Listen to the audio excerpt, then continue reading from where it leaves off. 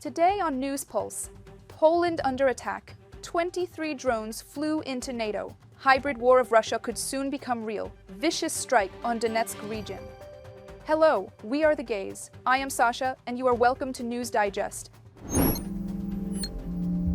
In the beginning was the Word, and the Word was by Karol Nawrocki, Poland's president, stating the bare fact, due to lack of trust to Putin, we close borders with its vassal and a military depot, Belarus. This is the first time Russian drones have been shot down over the territory of a NATO country.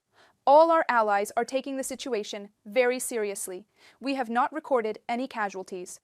Warsaw has been warned about this. Polish journalist Marek Budzisz wrote about this in X with reference to a report received on July 2nd without naming the source, with quite detailed information, including where exactly the Russian drones were shot down. In addition to the Polish SIM cards, a SIM card of a Lithuanian operator was also found in one of the drones. The report stated that this directly indicates the preparation of the Russian Federation for drone flights over the territory of these countries and tests of connection to mobile communication networks. In the early hours of September 10th, Poland's armed forces reported multiple violations of the country's airspace by Russian attack drones during a large-scale strike on Ukraine. According to the operational command of the Polish army, 10 Russian drones crossed into Polish airspace overnight. In response, air defense weapons were used to neutralize the intruding objects. Search operations for downed drones are currently underway. Authorities warned residents in the Podlaskie, Mazovian, and Lublin regions to remain indoors, noting that the military operation was still ongoing. Last night, the Polish airspace was violated by a huge number of Russian drones. Those drones that posed a direct threat were shot down. I am in constant communication with the Secretary General of NATO and our allies, KAJAKALLASEU, High Representative for Foreign Affairs and Security Policy on X social network.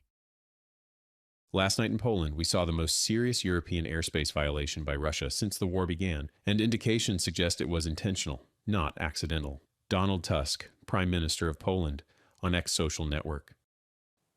Prime Minister Donald Tusk later confirmed that Polish forces had indeed used weapons against objects that violated the country's airspace. He added that the NATO Secretary General had been informed about the incident and that consultations were ongoing. Shortly before 040, Ukraine's Air Force had warned of Russian drones approaching from the Volyn region toward the Polish border. In response, Poland scrambled F-15 fighters and SAB-340 early warning aircraft. Airports in Rzeszów, Lublin, and Warsaw were also temporarily closed due to unplanned military activity connected to ensuring national security. Republican Congressman Joe Wilson, a member of the U.S. House Armed Services Committee, has called Russia's drone strike on Poland a direct attack on a NATO ally. He urged President Donald Trump's administration to immediately impose tough sanctions on the Kremlin and step up military support for Ukraine. In a post on X, Wilson described the incident as an outright attack on a NATO ally.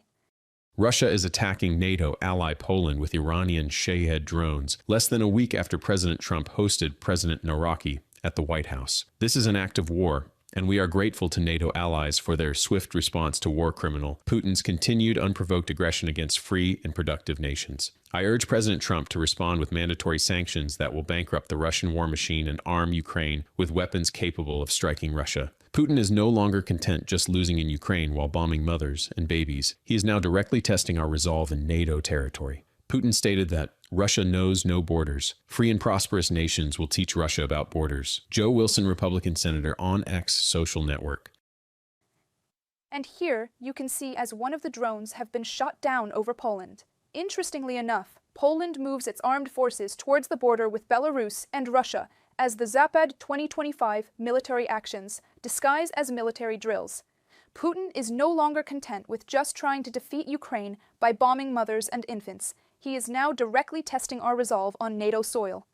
Putin said that Russia knows no borders. Free and prosperous nations will show Russia what borders mean, Wilson stressed. And the attack on Poland was part of a broader strike against Ukraine. On the night of September 10th, Russia carried out one of its heaviest attacks in months, launching waves of drones and missiles that struck across Ukraine, particularly in the country's western regions. Explosions were reported in Lviv, Vinnytsia, and several other cities.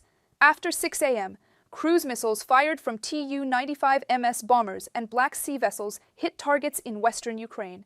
At least one person was killed in the Zhytomyr region. Russia's war on Europe is already here, not with tanks, but with sabotage, jamming, and fear. The Kremlin's hybrid strategy is unfolding across the continent. Here, more from my colleague, Oleksandra Zaslavets. More on this in our next report. It has not yet arrived with tanks. Russia has already begun a hybrid war against the world. The International Institute for Strategic Studies has recorded a sharp increase in Russian sabotage across Europe. In 2022, only 6 significant incidents were documented. That number grew to 13 in 2023 and then spiked to 44 in 2024. The primary targets of these hybrid attacks are critical infrastructure, military logistics, energy facilities, and civilian sites, all chosen to spread fear, create uncertainty, and increase tension in society. Everything suggests that Putin's imperial plan will not end with the capture of Ukraine, but will only begin there. Every day we face increasingly intense and aggressive Russian hybrid attacks on our infrastructure. We see provocations in the North and Baltic Seas. We see Russia and China seeking influence in southeastern Europe. And we must remember that Ukraine is defending our freedom in Europe, ladies and gentlemen. Friedrich Merz, Chancellor of Germany. In just 4 months, nearly 123,000 flights have been disrupted by Russian signals interfering with GPS and other satellite systems, according to a report reviewed by SVT from Sweden and 5 neighboring countries.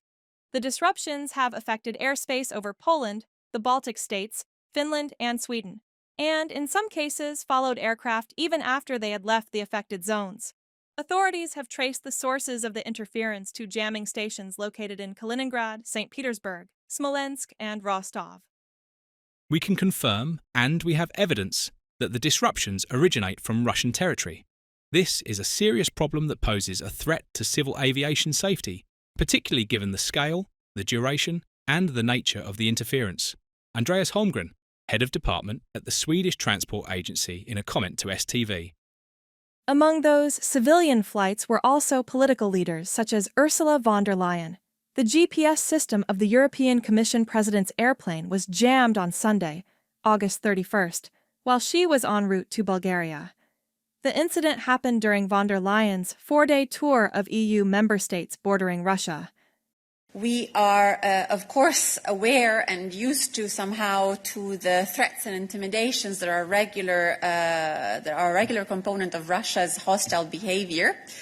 Of course, this will only reinforce even further our unshakable commitment to ramp up defense capabilities and support for Ukraine. This incident actually underlines the urgency of the mission that the President is carrying out in the frontline member states these days.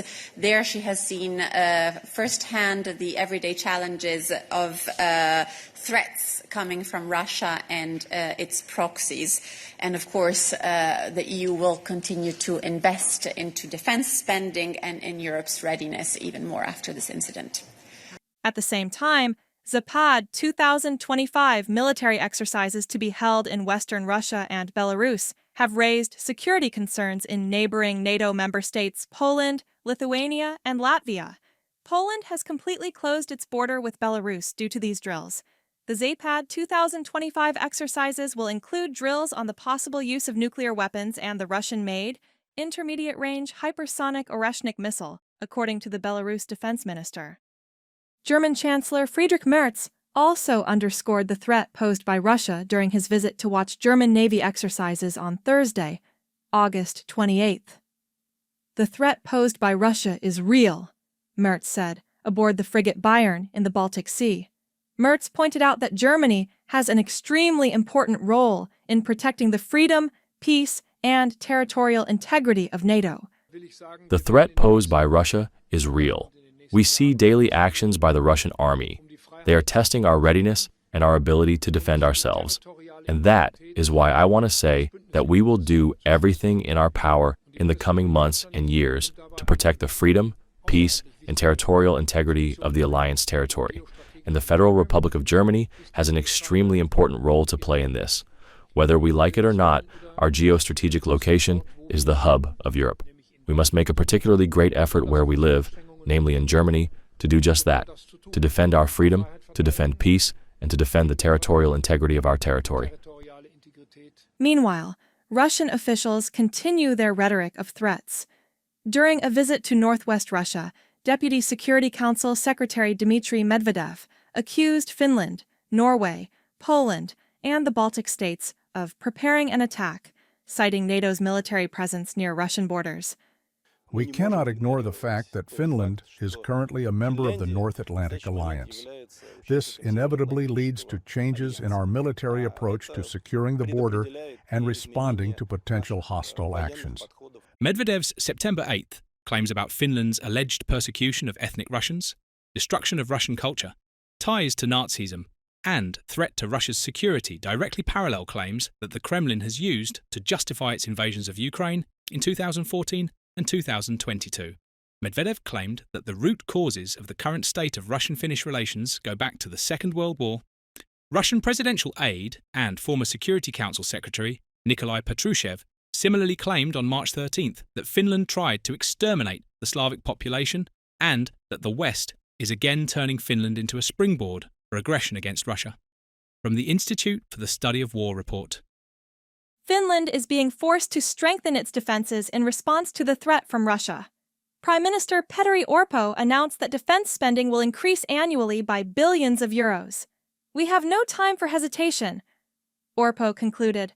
According to Finland's military intelligence, Russia may concentrate its resources on the northern front once the high-intensity phase of the war in Ukraine comes to an end. Finland has already provided Ukraine with 29 military aid packages and is currently preparing the next one.